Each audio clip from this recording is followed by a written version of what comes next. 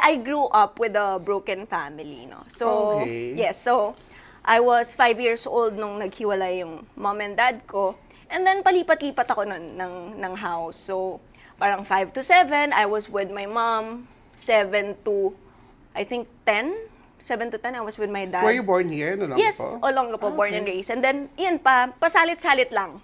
Until I was in Manila for college. So, 16 years old ako nun.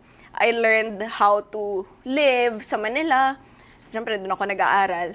So, magsimula nun, parang mas independent yung choices ko in some ways.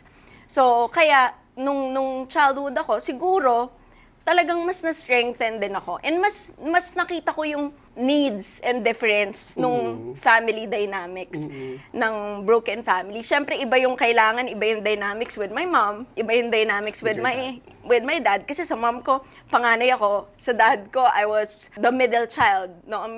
Matagal ako naging bunso and then nagkaroon ako ulit ng Bigla naging ate ka. Yes.